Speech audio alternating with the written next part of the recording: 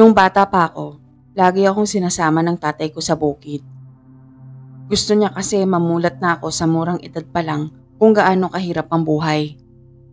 Noon din, wala akong balak na magkolehiyo. Kaso nung maranasan ko to, nagpursigi akong mag-aral para makakuha ng scholarship at makaalis na sa lugar namin. Nasa unang taon ako ng high school. Pagdating ko galing eskwela, inutusan ako ni nanay na dalhan si tatay ng pamalit na damit, tubig at hapunan niya sa bukid. Hindi pa ako agad umuwi pagkahatid ko.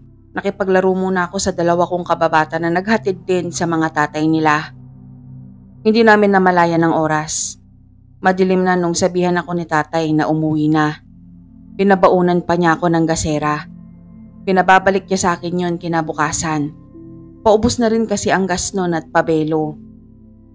May kanya-kanya din kaming tangan na taga-apat na karpang malalaki. Huli nila tatay sa fish pond. Sanay kami sa bukid na yon. Hindi kami nakaramdam ng takot kahit sa paglalakad namin pauwi. Mas matatangkad na sa amin yung mga mais. Hindi kami natakot nung makarinig kami ng kaluskos sa maisan. Kahit nung makarinig kami ng ungol. Nagulat lang kami at maya-maya nagtawanan na.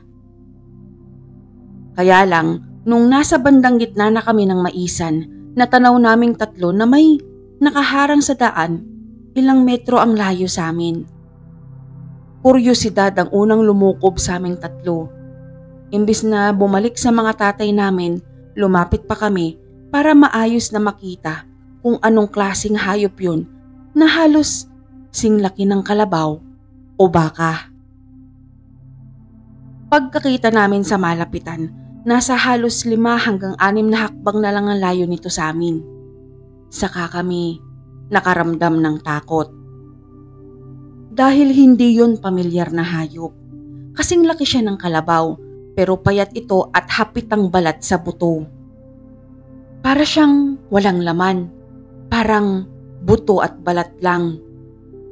May mahaba din itong bibig na katulad sa kabayo at hindi maitago ang matatalas nitong mga ngipin. Tumutulo din ang malapot na laway nito. Pero wala itong tenga. Imbis na tenga, parang hasang ng isda ang nasa magkabila ang gilid ng mukha nito. Parang dun nang galing ang malalim na ungol na naririnig namin mula sa kanya. Sabay-sabay kaming umatras na tatlo at sa ginawa naming yun, tumayo ito na parang tao sa 2 paa niya. Dun ko nakitang mabuti na ang 2 paa niya ay parang sa agila. Habang ang 2 braso, tila ay parang sa unggoy, ngunit may mahahabang 3 kuko. Nang maglakad ito papalapit sa amin, nagsitakbuhan ng 2 kong kalaro. Habang ako napaluhod sa takot, inaantay ko na lang ang kamatayan ko nung may malakas na hangin ng tila umihip at kasunod nun, may narinig akong impit na sigaw. Lumingon ako sa likuran ko at ang nakita kong tagpo ay magmamarka sa akin habang tumitibok pa ang puso ko. Pareho nang walang ulo ang 2 kalaro ko. Rinig na rinig ko rin ang pagkadurog ng mga buto nila sa loob ng bibig ng nilalang na yon. Hindi ko maalis ang tingin ko sa tagpong yon kahit pa inuutay-utay na nitong kainin maging ang katawan nila. Parang katulad lang din natin nitong kumain ng manok. Ang kaibahan lang nito ay maging ang buto at damit ng mga kalaro ko ay kinain niya. Tuluyan nang naihi ako sa shorts ko nung maubos na sila at naglakad na ito papalapit sa akin. Hindi ko alam kung bakit pero yumuko ako at itinaas ang mga karpa sa kanya. Naramdaman ko sa kamay kong nakataas ang init ng kanyang hininga. Nakapapaso. Dahil doon ay napatingin ako. Nakalapit na pala ang mukha nito sa akin at saka ko natitigang mabuti ang mga mata niya. Hindi pala yun pulos itim. Katulad sa atin ang mga mata niya. Pangtao, mas malaki nga lang. Ang hininga niya rin ay hindi mabaho, mabango. Kaiba sa inaasahan ko dahil sa pagkain niya sa mga kalaro ko. Inamoy niya ang mga karpa, ang braso ko, at sa huli, ang ulo ko. Nung makaramdam ako ng sakit sa tuktok ng ulo ko hanggang sa bandang noo, naisip ko katapusan ko na.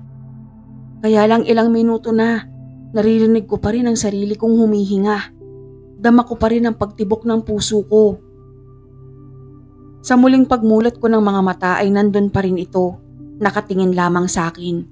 Maya-maya ay nakarinig ako ulit ng kaluskos sa maisan. Maging ito ay napatingin sa direksyon nun. Nagulat ako nung sugatan niya ako sa leeg at hinagis ako saka ito tuluyang nawala. Ako naman, kahit masakit ang buong katawan at nabalot na ang paligid ng dilim, ay tumakbo akong pilit papunta sa direksyon ng kubo nila tatay. Inalerto lahat ng kalalakihan sa nayon.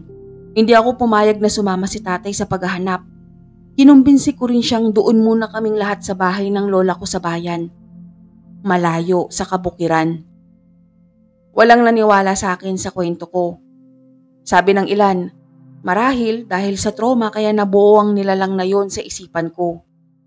Ang paniniwala ng lahat, kinuha sila ng sindikatong kumukuha ng mga laman loob para ibenta sa black market. Himala lang umanong nakatakas ako. Nagtamo ako ng sugat sa ulo hanggang sa noo. Ilang buwan kong pinilit na totoo yun hanggang sa dumating na sa puntong naisip ko rin na siguro nga hindi yun totoo. Subalit yun pa rin ang naging dahilan para magpursigi akong mag-aral at makapagkolehiyo na.